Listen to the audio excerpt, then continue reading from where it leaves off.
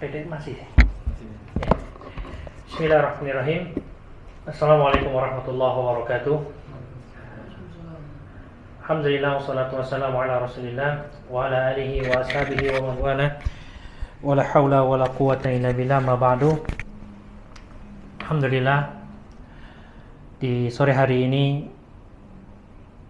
Allah memberikan taufiknya kembali untuk kita bisa bermajelis mempelajari sebagian dari agama kita. Dan pada tema setiap Selasa sore di Mushola Rumah Sakit Bunda ini, kita akan membahas tentang ahkamul faraid, hukum-hukum berkaitan dengan warisan, ya. Yang mana pada hari ini insya Allah kita akan berbicara tentang kewajiban pada harta ketika seseorang diwafatkan oleh Allah Subhanahu wa taala. Tak lupa kita bersalawat kepada Nabi sallallahu alaihi wasallam, ya, semoga salawat dan salam itu juga terus bersambung untuk keluarga beliau, untuk putra-putri beliau, istri-istri beliau, para sahabat beliau, dan semoga Allah mengumpulkan serta meridai kita bersama mereka. Amma ba'du, Allahumma faqihna fid din, Allahumma faqihna fid din, Allahumma faqihna fid din, Allahumma alimna ma yanfa'una wanfa'na bima 'allamtana wa zidna ilma. Bicara tentang kewajiban terhadap seseorang tak kala dia diwafatkan, maka ada dua hal yang harus kita ketahui atau harus kita garis bawahi. Ada kewajiban pada hartanya, ada kewajiban pada jasadnya. Kewajiban ini merupakan fardu kifayah bagi yang hidup. Sedangkan bagi yang meninggal dunia, ini adalah kewajiban yang Allah tetapkan untuk jasadnya dan juga untuk hartanya. Nah, terkait masalah jasad, ya, maka kita mengenal ketika seseorang muslim meninggal dunia, ya, maka wajib bagi kita untuk melakukan pengurusan terhadap jenazahnya, mulai dari memandikan, mengkafani, mensolati, kemudian kita menguburkan, ya. Bahkan kalau dia seorang non muslim sekalipun, ya, karena kemuliaan sebagai Bani Adam tadi, dia juga dikuburkan. Ya, sebagaimana ketika Abu Thalib meninggal dunia, Nabi memerintahkan para sahabat yang ada pada waktu itu untuk menguburkan jasad Abu Thalib, ya. Karena mulianya jasad Bani Adam. Nah, bicara masalah harta, kita sempat singgung pada pertemuan yang lalu tindakan-tindakan orang sakit terhadap hartanya. Jadi kita kalau boleh memperinci, ya, kelompok pertama orang masih sehat walafiat, maka dia diberikan kebebasan penuh berbuat terhadap hartanya sesuka hati.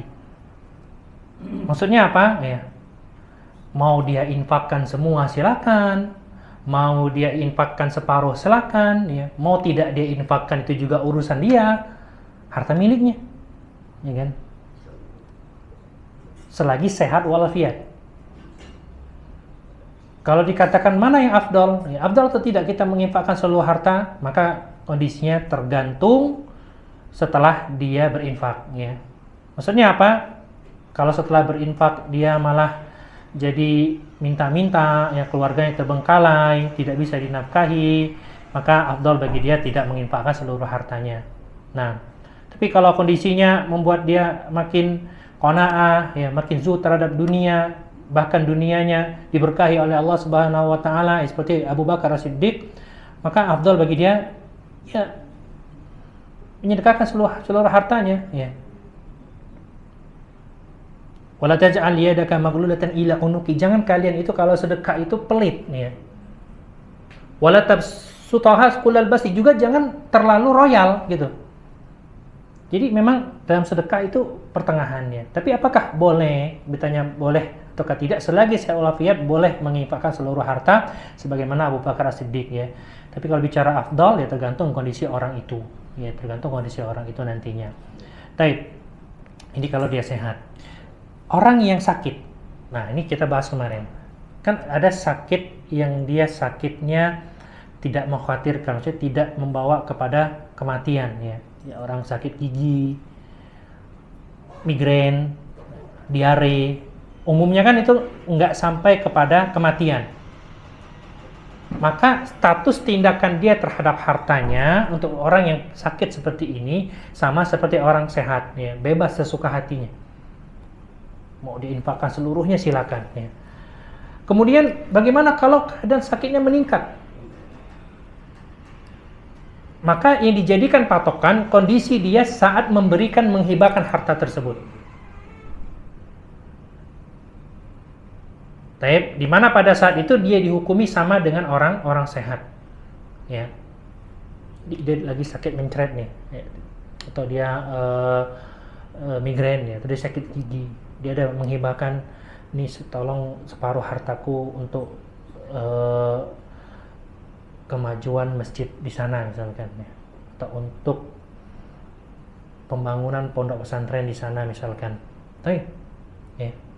Nggak apa-apa. Kemudian sakitnya makin parah, maka tindakan ketika dia sakit yang belum parah itu yang dianggap. Artinya apa? Hukumnya sama seperti orang sehat, ya. Nah, adapun orang yang sakitnya mukhatarah, mengkhawatirkan, bawa sampai kepada kematian, ya, seperti sakit yang sulit disembuhkan, maka status pemberiannya ini dibatasi oleh syariat.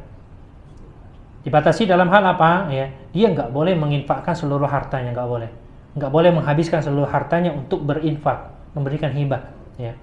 Tapi dia dibatasi 1/3 maksimal dari seluruh hartanya. Artinya apa? Ya, kalau 1/3 ke bawah boleh, sah hibahnya, sah wasiatnya. Kalau lebih dari itu, maka tidak sah kecuali dengan izin dari ahli waris sesudah kematian. Karena Nabi SAW mengatakan, Innallaha tasaddaqa alaikum inda wafatikum bithulusi amwalikum ziyadatan lakum fi a'malikum. Sesungguhnya Allah bersedekah kepada kalian saat menjelang kematian kalian dengan 1/3 dari harta kalian sebagai tambahan bagi kalian dalam amalan-amalan kalian, ya. Nah, kenapa? Karena kalau sudah meninggal dunia, bukan kita lagi yang bagi-bagi hartanya, bukan, ya. Tapi Allah langsung yang membagikannya melalui An-Nisa ayat 11 dan ayat ke-12 kalau seseorang meninggal dunia.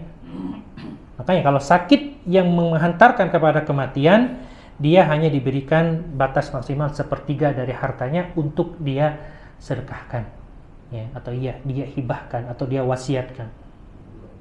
Karena sekali lagi ketika meninggal dunia bukan kamu lagi yang bagi-bagi hartanya, ya. Karena Allah sudah membaginya di surah An-Nisa ayat 11 ayat ke-12. Oke, toib. Tapi kan itu harta saya. Aku yang siang malam, ya, pergi pagi pulang pagi nyari duit ini, sudah mengumpulkan sama ini. Kemudian kenapa saya nggak boleh membagikan sesuka hati saya ketika saya sakit misalkan, ya. Atau nanti kalau saya meninggal dunia saya bagikan begini, ya.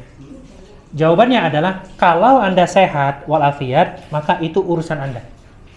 Silakan mau infakkan seluruh harta, mau bagikan anak sama rata semuanya silakan.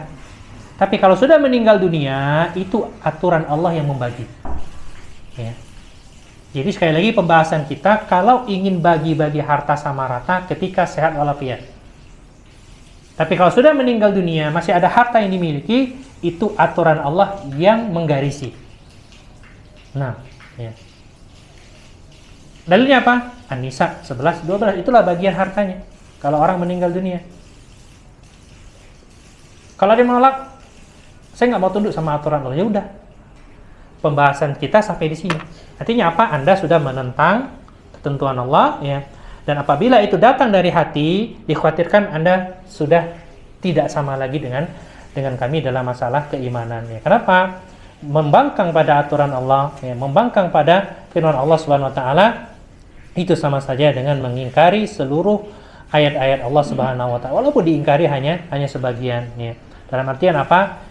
Seseorang bisa dihukumi dengan murtad kalau dia terang-terangan membangkang, ya, atau mengingkari aturan Allah Subhanahu wa taala. Ya, ingat sekali lagi, masalah waris itu yang dibagikan adalah Allah Subhanahu wa taala melalui An-Nisa ayat 11 dan ayat ke-12. Kapan itu aturan itu berlaku? Ketika nyawa sudah dicabut. Detik ini kita mati, detik ini juga harta itu berpindah ke pemilikan. Walaupun BPKB-nya masih atas nama kita. walaupun suratnya masih atas nama kita, tapi secara aturan syariat itu sudah berpindah kepemilikan. Ya. Nah, jemaah rahimani wa rahimakumullah, kita bicara masalah waris, ini pelajaran minggu kemarin hanya menekankan saja ya, kapan seseorang boleh menginfakkan seluruh hartanya. Nah, kita tahu bersama ilmu waris ini adalah ilmu yang penting dengan berbagai alasan yang kita sebutkan kemarin. Yang pertama, kondisi yang kita pelajari ini pasti akan kita lewati hingga bisa jadi sebagai orang yang mendapatkan harta dari pewaris, atau bisa jadi kita yang akan mewarisi harta nanti ya. Karena kondisi ini pasti akan kita lewati, entah statusnya sebagai yang hartanya diwariskan kepada orang lain ya, atau kita mendapatkan waris. Nah, kemudian yang kedua, ya, ancaman Allah SWT langsung di surat An-Nisa ayat ke-14 ya. Tilka hududullah, inilah batasan-batasan Allah, ketentuan Allah dalam masalah waris ya. Barang siapa yang melanggar hududullah ini, ya, melanggar aturan Allah dalam waris ini, Allah akan masukkan dia ke dalam neraka jahanam ya. Dia kekal selama-lamanya, ancaman langsung. An-Nisa ayat ke-14. Baik. Kemudian ya, karena kondisi masalah harta waris ini pasti akan kita lewati, maka tidak lepas dari dua kemungkinan. Bisa jadi kita sesuai aturan, maka kita selamat. Bisa jadi kita tidak sesuai aturan, kita ada melakukan kezaliman di situ. Ya. Dan peluang paling besar untuk memakan harta orang lain dengan cara zalim adalah tidak bagi waris sesuai aturan syariat. Kata Nabi SAW, man indahu zulmal yawma, barang siapa yang punya kezaliman hari ini, ya, falyastahillah, minta halalkan. Walaupun dia hanya sekedar sebatang kayu arak, kayu siwak gitu, ya, minta dihalalkan. Apalagi masalahnya ini masalah waris pasti antar kerabat, nggak mungkin orang lain, nggak mungkin orang nggak punya hubungan, ujuk-ujuk dia ada urusan waris dengan kita. Nah, kemudian ya, yang ketiga ya, keutamaan ilmunya telah kita tahu bersama, ilmu waris adalah ilmu separuh ilmu ya. Kemudian dia ilmu yang pertama kali akan diangkat dari umat ini, inilah ilmu yang akan dilupakan ya. Dan banyak para ulama memperhatikan ilmu waris ini. Baik. Maka bisa buka PDF-nya di halaman 448 ya. Tentang faraid atau mawaris. Kita bicara bagian pertama dulu, ya, makna dan anjuran untuk mempelajarinya. Nah, ini nak baca dah. Untuk baca jawab. Masih ada. 448 bawah. Ya. Ada mic dah kata ya. 448. Ya. Bisa ditampilkan di layar online ya.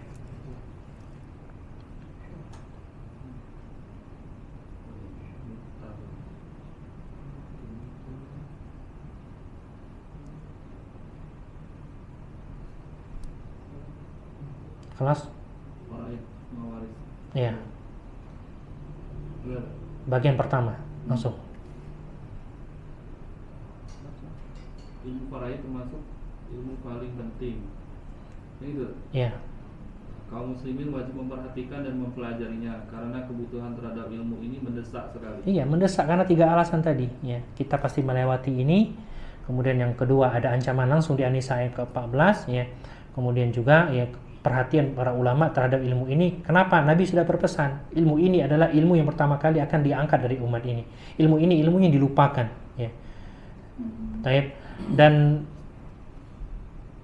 jangan kita nilai dari kuantitas harta yang ditinggalkan. Bapak aku nih tidak berduit ya.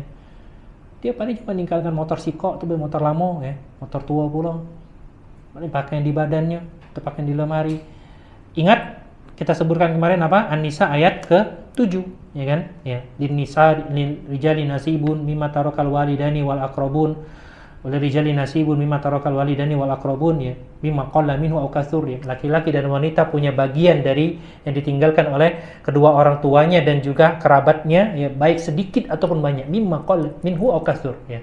Dikit atau banyak itu tetap dihitung sebagai waris. Baik. Lanjutkan ilmu ini. Ilmu ini disebut juga dengan al-faraid, jamak dari faridah.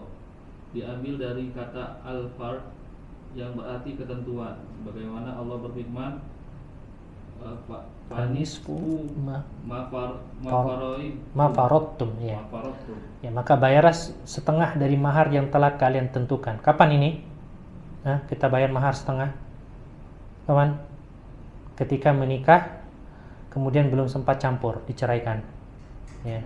Wajib bayar mahar, tetap wajib, tapi hanya setengah ya. Tapi kalau udah campur maka seluruh mahar itu jadi milik istri. Baik.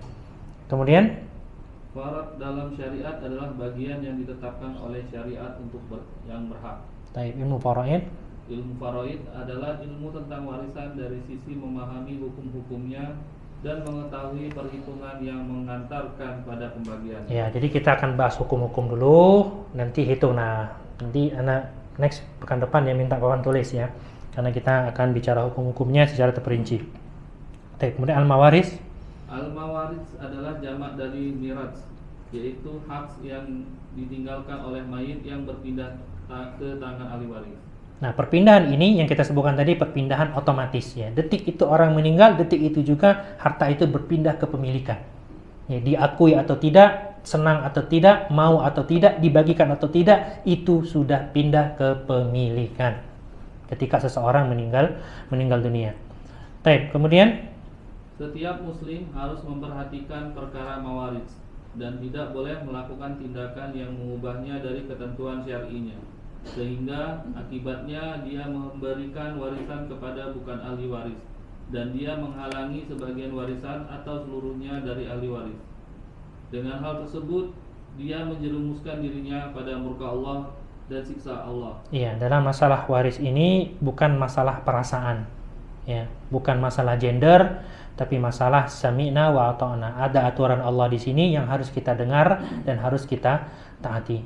Ya, jangan mentang-mentang anak lanang paling tua nak menguasai dewe, dah kati. Ya, tak kati dalam aturan waris itu tak kati. Taib, yang tak ngerti tak kati nggak ada gitu.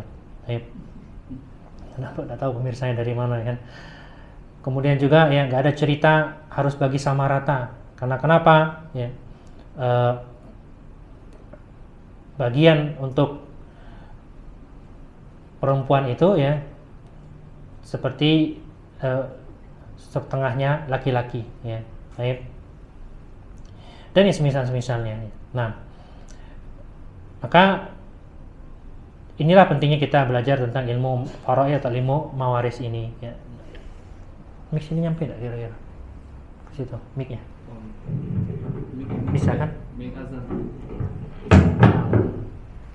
Nanti kalau baca lagi ya. Nah, kemudian yang berkaitan dengan harta pusaka dan sebab-sebab atau penghalang dari warisan. Nah, yang pertama yang berkaitan dengan harta pusaka. Maksudnya apa? Harta yang ditinggalkan oleh mayit ketika dia meninggal dunia. Nah, ini kita katakan tadi yang jadi judul kajian kita. Ya, kewajiban pada harta seseorang ketika dia diwafatkan oleh Allah Subhanahu wa taala. Nah, coba dibaca hak-hak yang berkaitan dengan harta pusaka. Hak-hak yang berkaitan dengan harta pusaka. 1. Biaya pemakaman, mencakup harga kafan dan wewangian, upah memandikan, menguburkan dan lain-lain. Baik, ini yang pertama ya. Jadi ketika seseorang meninggal dunia, dia ninggalkan harta dikit banyak, maka keluarkan dulu yang pertama untuk biaya pengurusan jenazahnya. Ya.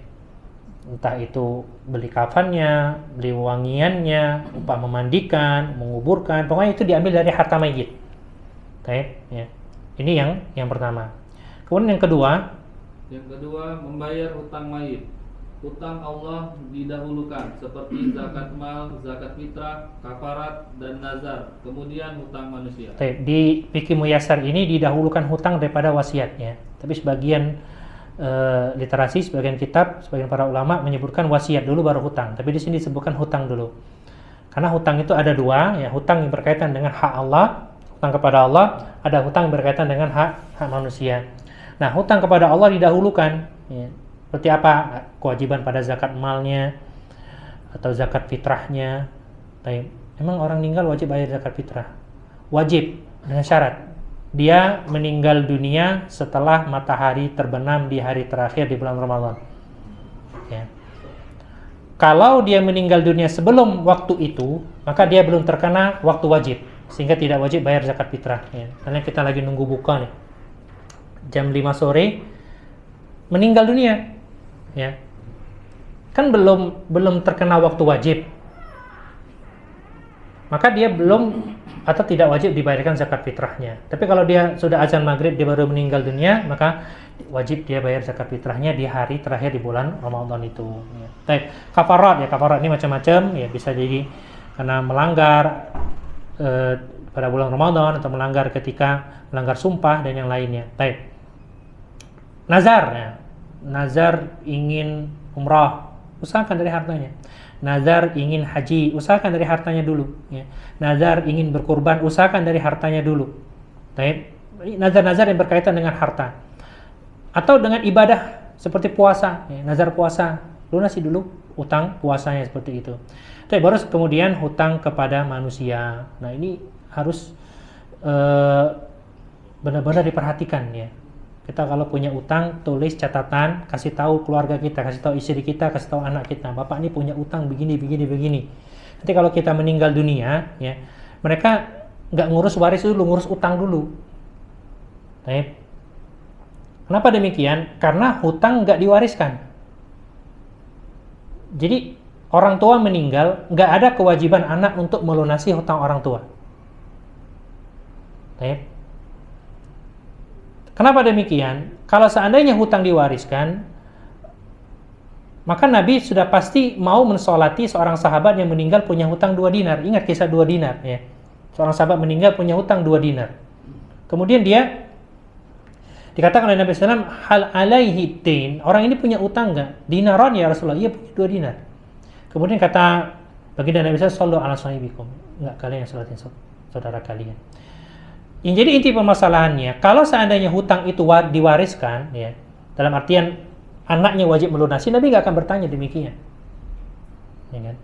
Berarti hutang itu harus dilunasi, nah, dan tidak diwariskan, karena orang ini meninggal pasti meninggalkan ahli waris. Sampai nanti ada yang menjamin hutangnya, baru Nabi mau mensolatkan orang tersebut, ya. Nah, jadi hutang kepada manusia itu dibayar dulu sebelum bagi waris. Kemudian wasiat. Nah, inilah wasiat yang kita bahas tadi, maksimal 1/3. Apa kata-kata wasiat?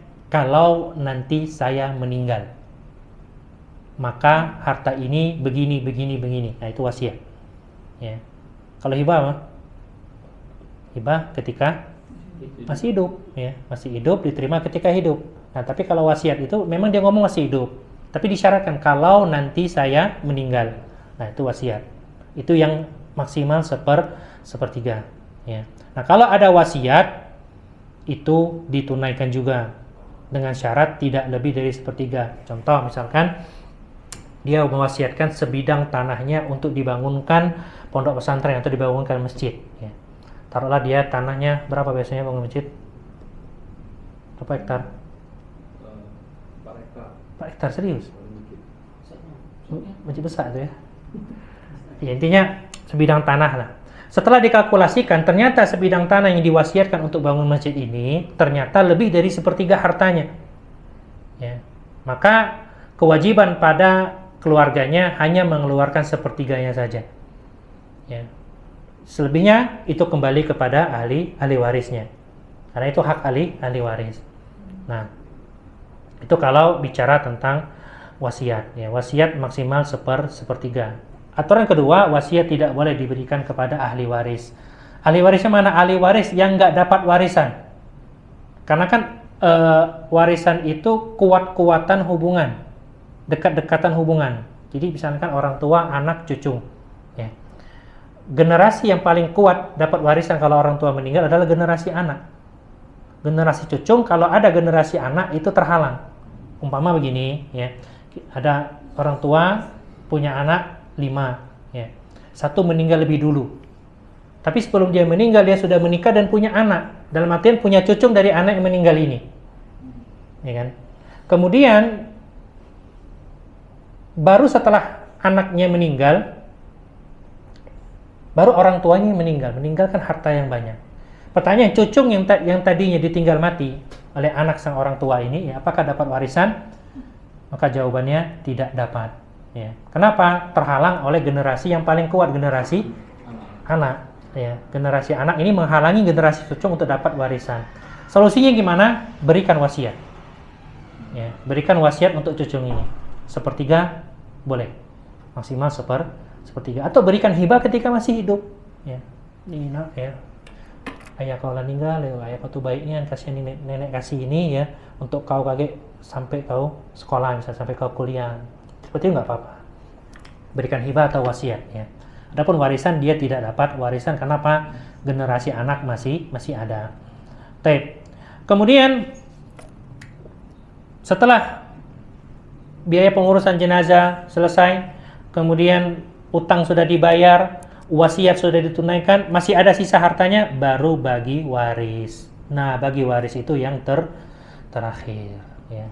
Nah, inilah yang kadang keliru ya. Utang belum dibayar tapi sudah bagi waris, ribut masalah waris ya. Bayar dulu utang mbak kita tuh dibayar dulu. Ya. Utang mak kita tuh dibayar dulu. Tayyib. Apa itu warisan? Tayyib, silakan dibaca. Warisan adalah pindahnya harta mayit kepada yang hidup sesuai dengan ketentuan Al-Quran dan Sunnah Rasulullah SAW. Harta pusaka terkadang tersangkut kepada hak orang lain saat hidup, yaitu hak barang seperti hak penjual dalam menyerahkan barang yang dijual, hak gadai pada barang yang digadaikan. Ia didahulukan sebelum mengurusi mayit karena ia berkaitan dengan harta sebelum harta tersebut menjadi warisan. Ya, jadi kalau ada milik orang lain di harta itu yang bukan kerabat dan ahli waris, diselesaikan dulu. Ya. Apakah itu digadaikan atau ada transaksi jual beli yang belum selesai, selesaikan dulu, baru setelah itu bagi waris. Ya. Bagaimana kalau hartanya syarikat? Baik. Harta syarikat, apa itu harta syarikat? Boleh kasih enggak papan tulis sebentar ya, terakhir ya. Next kita sebab-sebab warisan. Harta syarikat adalah harta yang dimiliki secara bersama. Nah,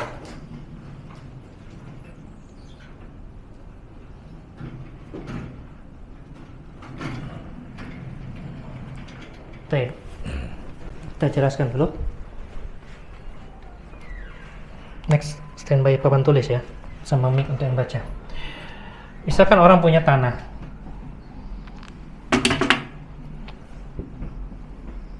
sebidang tanah, baik.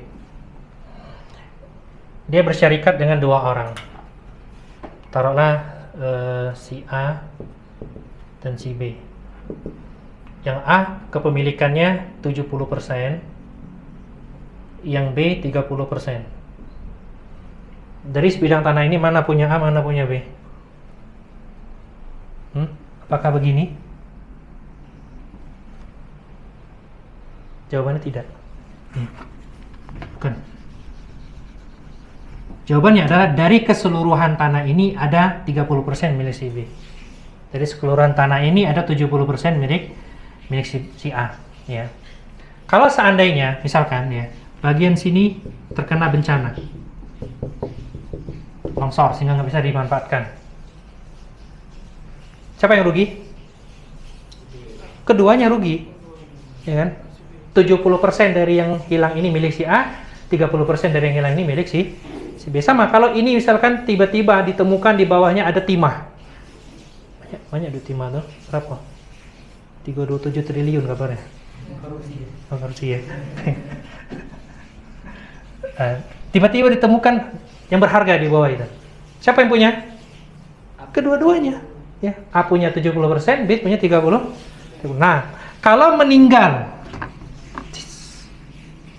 Yang meninggal yang mana? Yang A atau yang B? Yang A. Yang banyak ya. Dia meninggal dunia. Bagaimana urusannya? Maka ahli warisnya selesaikan urusan dengan si B. Ya. Dia punya 30%. Apakah dibayarkan 30% ini? Ataukah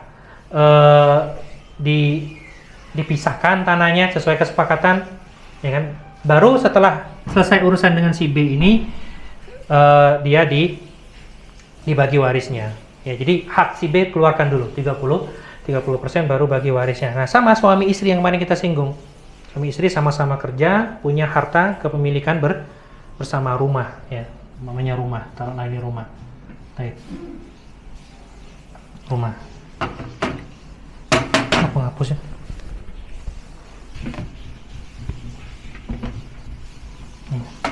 Baik, punya rumah. Suami ngeluarin duit bangun rumah ini, istri ngeluarin duit. Berapa milik istri? Berapa milik suami? Kebanyakan pasangan nggak tahu berapa miliknya. Tuh salah satu meninggal dunia. Misalkan suaminya meninggal, punya 2 saudari perempuan.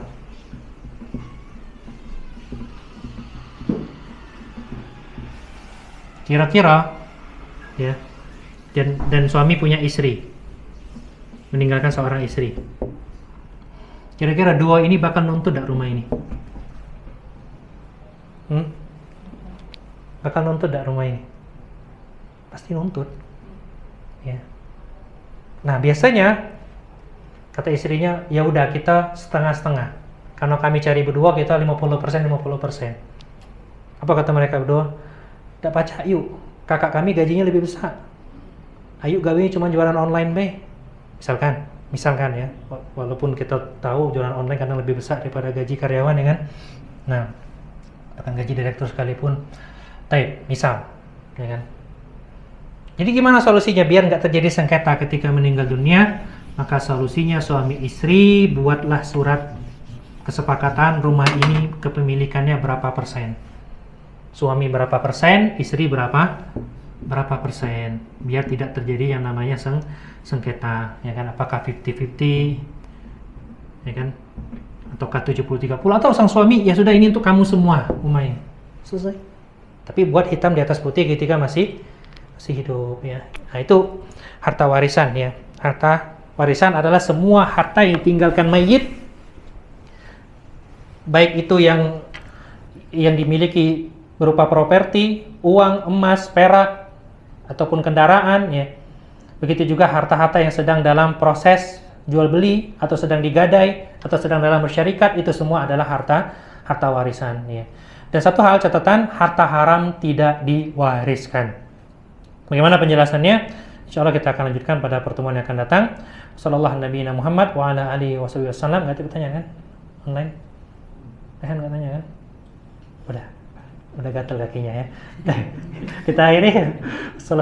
Subhanakallahumma wa bihamdika asyhadu an la ilaha illa anta astaghfiruka wa atubu ilaik. Assalamualaikum warahmatullahi wabarakatuh.